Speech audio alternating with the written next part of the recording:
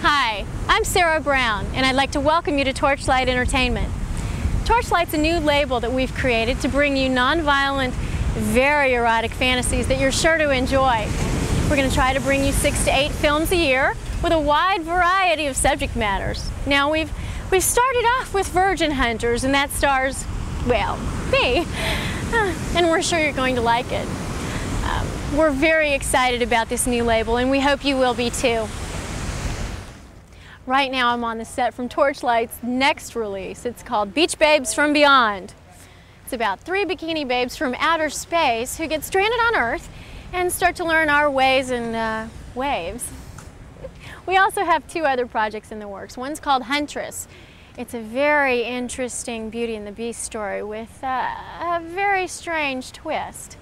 We also have Blonde Heaven, which is a very erotic, very hot vampire tale. With every new TorchLight release, we're going to be able to bring you an entirely new Videozone to go with it. It's going to feature coming attractions, interviews, behind the scenes, and lots of other fun stuff you're not going to want to miss.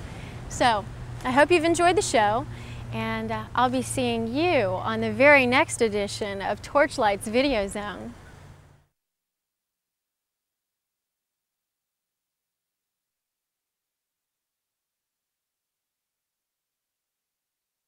The battle of the sexes reaches intergalactic proportions in TorchLight Entertainment's first release, Virgin Hunters. TorchLight's goal was to create a fun-filled science fiction film that combined both comedy and erotic fantasy. I've never seen either one of you before. Explain yourselves! Morgan Fairchild joined in on the fun to play the evil school mistress, Camilla Swales. Everything is under control. And control is everything, after all. One can hardly expect to go very far without it. And oh, I do expect to go very far. It's a funny script, and it's the kind of thing that I haven't gotten offered very much. I like to do comedy, first of all, but I don't get to do character comedy parts very often, you know, so we're sort of playing around with it, but you know, the severity can come out of the performance as opposed to just the look, although the look is a little different. Well, I'm sort of basing it on Ilsa, the sea wolf of the SS, and I'm just sort of doing my Nazi number. I haven't gotten to do that one in a while. I heard loud music. What a shame. I'm just trying to make her very, very regimented. And where are your 2 little guests? Ingrid and Heidi? They're pretty, aren't they? They're cute. They're cute. You know, it's really fascinating, though. The boys, as soon as you give them bras with breasts, they spend all their time going, they can't keep their hands off of them. They become very attached to them. I think someone should speak to them about this. Yes, we are men underneath this. I know it's deceiving. I do know that. All that kung fu I studied in my youth has stood me in good stead. You know, it's pow! If you send me away, I'll only come back. I cannot bear to be apart from you. Morgan's kung fu skills came in handy while dealing with Ian Abercrombie, who plays Professor Dorn. They call me Dorn, yes, in the first part of the film, and it's the year 2019. And it's like an entirely new world. I mean, they're test tube children, and I'm a teacher, and everything is rather straightforward, and this is it. And we don't veer off, we don't think about sex or lust or anything like that. And I make sure that they don't. I make sure that they toe the line. I don't think your corporate sponsors would be happy knowing that you were having thoughts of sex and lust. And then they take my advice and they go back in time. And then Professor Dawn, that's me, shows up in the classroom and they're dressed in disguise. And they say, look who it is and all this. And I come onto one of them because they're disguised as women, so I don't know that. I mean, after all, I'm a man and you're a very attractive young woman. Well, so far you're half right. The strangest thing, when Naldo comes to me as Ingrid, and he's got that horrendous blonde wig on. The thing is, I mean, in my time, I had probably come on to women way back in the 60s who looked like that with those blonde wigs. And actually, when I was doing the lines with them, I sort of was looking at him thinking, God, you look like this woman I know in Germany.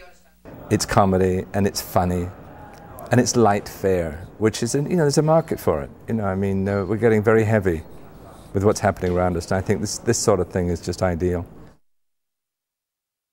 Exactly Exactly who are these boys and why are you looking for them? They have been very naughty. Freddie Mercury is back. Those two boys are Christopher Wolfe and Brian Bremer, better known as Vin and Naldo, the test tube teens out to save the future. Darling, we have great on-screen chemistry. Vin is, he's from the future. He's one of the first batch of test tube teens.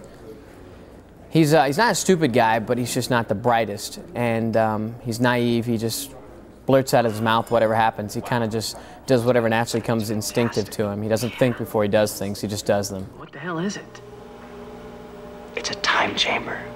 How do you know? Because I'm smart. And it says so right down there. Naldo is respected in his society for his intelligence, you know. And thank goodness he's smart. Otherwise, they wouldn't know what to do once they got here. I cut myself shaving. Drag. I'm getting used to it. Actually, when I go home at night, I don't take the wig off. It was fun for the first day, or the first hour. You know, everybody laughed and got a big kick out of it and everything. And then when you're actually under the lights and in this stuff, I mean, it's really uncomfortable. I've always been in touch with my feminine side. I've always understood the parallel nature of human existence, the coexistence, if you will, of masculinity and femininity and the role that each one plays in a healthy life. Feminine sides? There are 3 of them in the film who are the target of Vin and Naldo's affection and fantasies.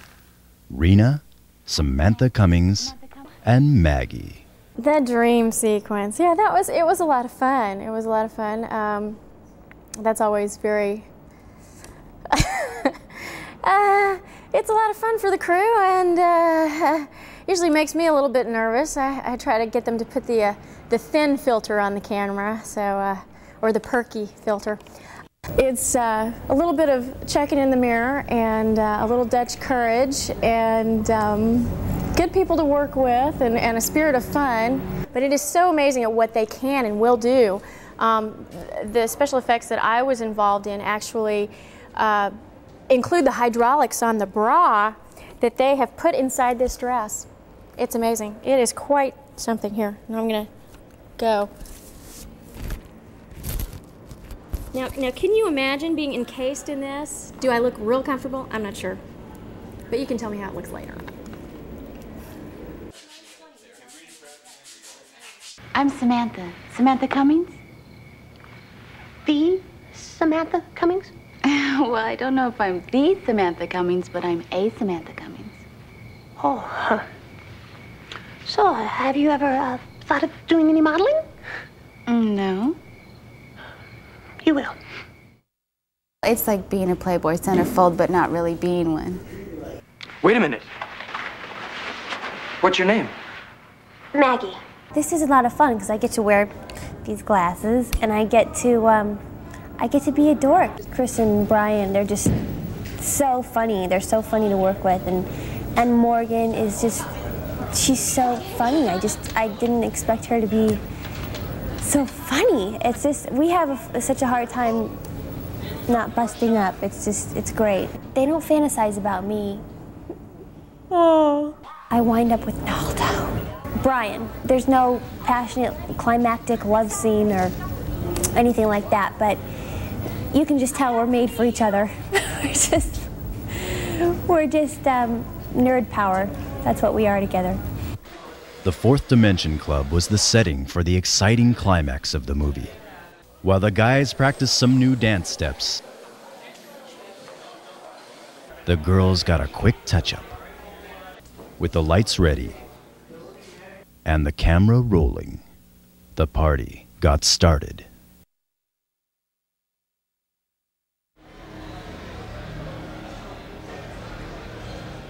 I'm so tired.